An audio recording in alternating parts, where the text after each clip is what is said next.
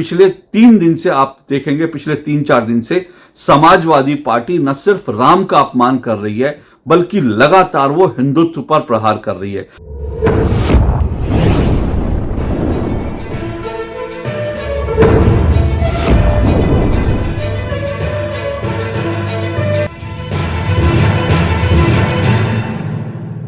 इस बार के लोकसभा चुनाव में अखिलेश यादव की समाजवादी पार्टी को बहुत शानदार जीत मिली है। समाजवादी पार्टी उत्तर प्रदेश में पहले नंबर की पार्टी रही है और उसके 37 लोकसभा सांसद जीते हैं। सिर्फ इतना ही नहीं, अगर आप पूरे देश की बात करेंगे तो पूरे देश में समाजवादी पार्टी तीसरी सबसे बड़ी पार्टी है। बीजेपी, कांग्रेस और कांग्रेस के बाद सबसे बड़ा दल लोकसभा में कोई है तो वो अखिलेश यादव की समाजवादी पार्टी है।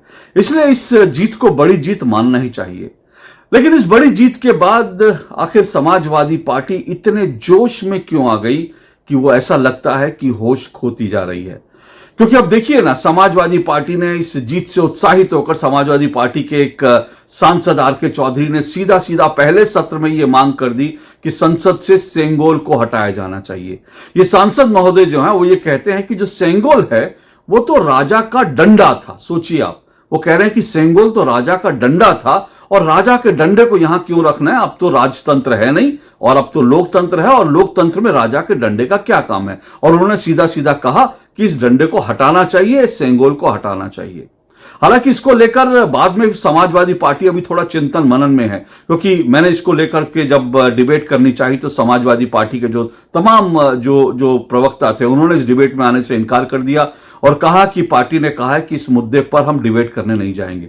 इससे पहले भी आपको बता दूं कि जब जब लोकसभा चुनाव चलता था और लोकसभा चुनाव में जब किसी ऐसे मसले पर जिसमें कोई धार्मिक मसला इन्वॉल्व होता था, जैसे रामचरितमानस का अपमान हुआ या जैसे राम मंदिर का मसला था, इन तमाम मसलों पर समाजवादी पार्टी अपने प्रवक्ता नहीं भेजती थी। वो कहती थी हम धर्म के मुद्दे पर नहीं बोलेंगे। अब इसको लेकर विश्लेषण करने की जरूरत है कि समाजवादी पार्टी पहले तो सीधा सीधा ये मांग करती है, उसके सांसद खुलकर मांग करते हैं कि सेंगोल को हटाया जाना चाहिए और उसके बाद वो इस पर डिबेट करने से क्यों पीछे हट जाते हैं। और यही वही समाजवादी पार्टी है जिसके नेता ने बाकायदा रामचरितमानस की प्रतियां जलाई थी और उसके बाद उस मुद्दे पर भी डिबेट करने से पार्टी ने हाथ खींच लिए थे, मना कर दिया था। यह समाजवादी पार्टी की क्या रणनीति है, इसको मैं समझाने की कोशिश करूंगा। लेकिन उससे पहले आप ये देखिए, मैंने जैसा कहा कि समाजवादी पार्टी इस जीत से ऐसा लगता है कि इस जीत के जोश में होश खो बैठी है, क्योंकि समाजवादी पार्टी जिस तरह से लगातार एरोगेंस दिखा रही है, समाजवादी पार्टी, मैं इसको एरोगेंस इसलिए कह रहा हूं क्योंकि आप अगर भगवान राम का अपमान करने की कोशिश करते हैं, आप अगर अयोध्या के राजा राम का अपमान करने की कोशिश करते हैं तो मैं इसे एरोगेंसी कहूंगा। क्योंकि समाजवादी पार्टी सिर्फ 37 लोकसभा सीटें जीती है, इतना ही नहीं बल्कि समाजवादी पार्टी के खाते में एक फैजाबाद की सीट आई है। यह फैजाबाद वो लोकसभा सीट है, आप अच्छी तरह से जानते हैं कि अयोध्या का जो हिस्सा है वो इसी फैजाबाद लोकसभा सीट के अंदर पड़ता है और यह समाजवादी पार्टी को इसमें जीत मिली है। और क्योंकि इस साल ये सीट बहुत इंपॉर्टेंट इसलिए हो जाती है क्योंकि अयोध्या में इस बार राम मंदिर बन गया था और राम मंदिर बनने के बाद जिस तरह से देश में माहौल बना था उसको देखते हुए ऐसा लग रहा था कि बीजेपी बहुत बड़ी जीत पूरे उत्तर प्रदेश नहीं बल्कि देश में बहुत बड़ी जीत हासिल करेगी। और अयोध्या तो बीजेपी जीतेगी ही, क्योंकि अयोध्या में जिस तरह से राम का मंदिर बना है 500 साल बाद, उसका जो लाभ है वो बीजेपी को मिलेगा और बीजेपी अयोध्या की लोकसभा सीट जीतेगी।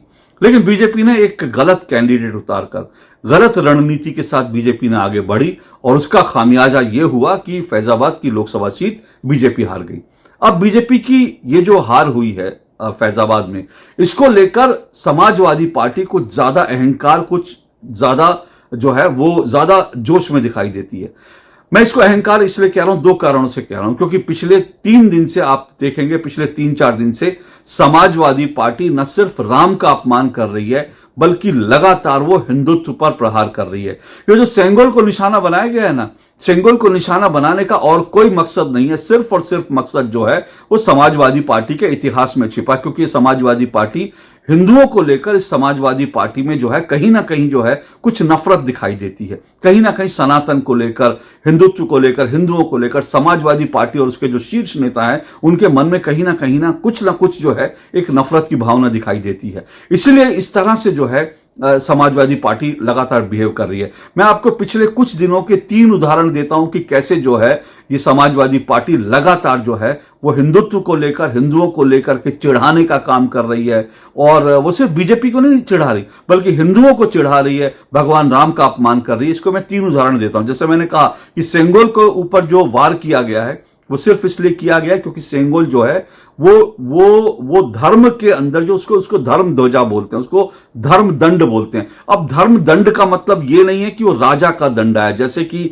आर के चौधरी ने कहा। धर्म दंड का मतलब जो सेंगोल है वो न्याय का प्रतीक है। राजा जो है, राजा को जब ये सौंपा जाता था, जब राजा गद्दी पे बैठते तो उनको सौंपा जाता था, तो ये इस भाव से सौंपा जाता था कि वो धर्म का जो दंड है उसका ध्यान रखेंगे और वो न्याय करेंगे, और जब राजा की कुर्सी पर बैठेंगे तो वो न्याय का पालन करेंगे, सबको बराबरी से देखेंगे। इस तरह के भाव के साथ जो है सेंगोल था। और तमिल संस्कृति में, दक्षिण भारत में तमिल संस्कृति में तो इसको बहुत जो है बहुत श्रद्धा के साथ माना जाता है।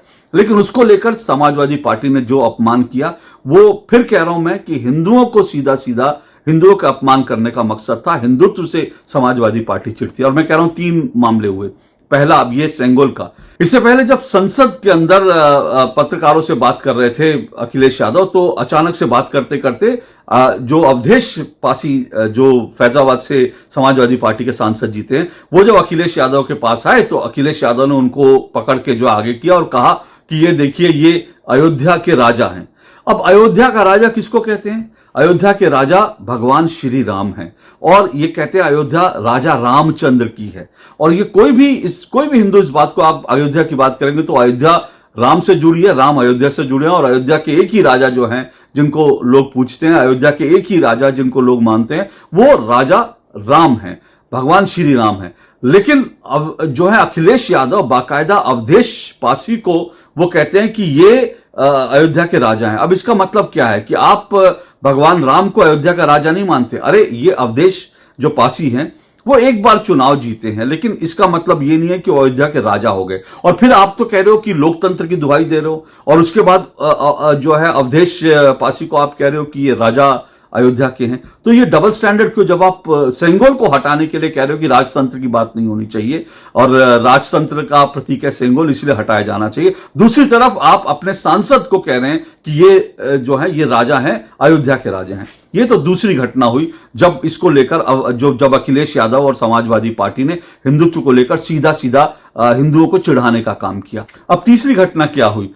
मेरठ के सांसद अरुण गोविल ने जब शपथ लेने गए तो उन्होंने संस्कृत में शपथ ली, और क्योंकि वो राम का किरदार जो है उन्होंने निभाया था और उनकी पहचान ही राम का किरदार निभाने से बनी, और उनको इसीलिए बीजेपी ने मेरठ से उनको टिकट भी दिया।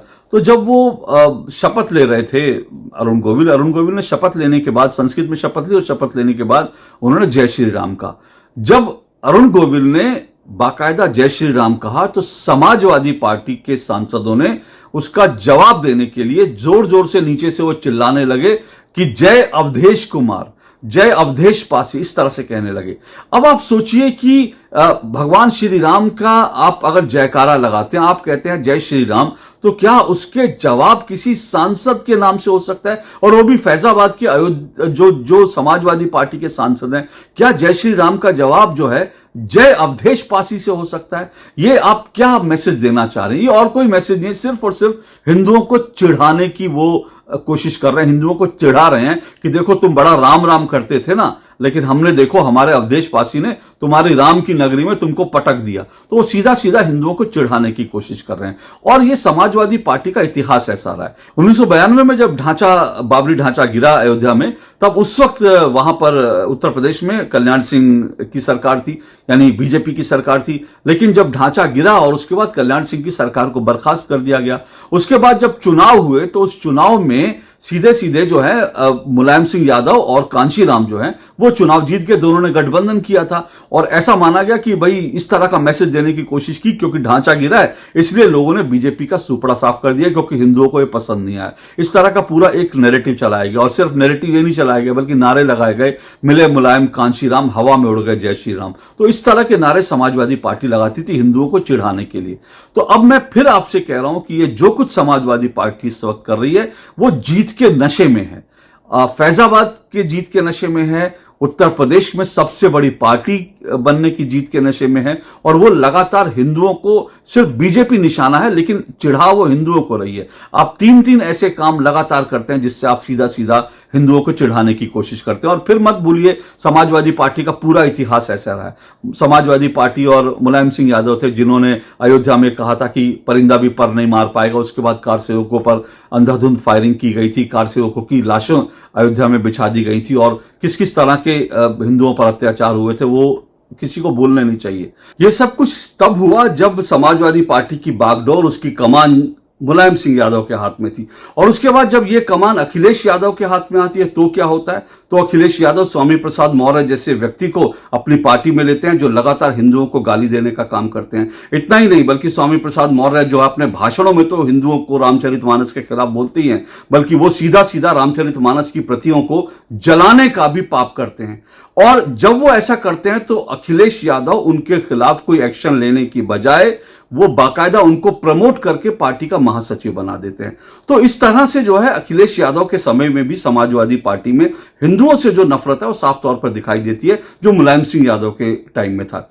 अब लेकिन इसके पीछे अखिलेश यादव की रणनीति यानी समाजवादी पार्टी की रणनीति समझने की जरूरत है कि ऐसा क्यों होता है कि उसके नेता कहते एक बात जो है बयान दे देते हैं लेकिन उस पर डिबेट करने नहीं आते, और वो उसके बाद कहते नहीं तो ये तो धर्म से जुड़ा मुद्दा है, हम इस पर कोई चर्चा नहीं करेंगे। ऐसा वो क्यों करता है इस बात को समझिए, क्योंकि ये इस बात को समझने से आपको ये भी पता चलेगा इस वक्त अखिलेश यादव और समाजवादी पार्टी क्या खेल खेल रहे हैं।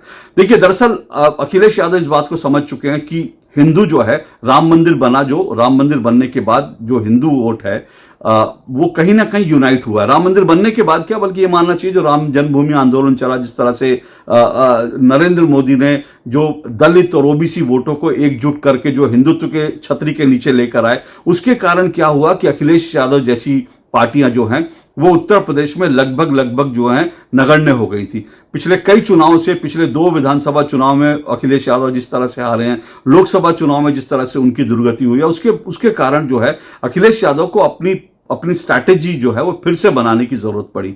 और उन्होंने स्ट्रैटेजी क्या बनाई, देखिए इस बात को समझिए। अखिलेश यादव और मुलायम सिंह यादव जब तक रहे तो उनकी ताकत क्या है?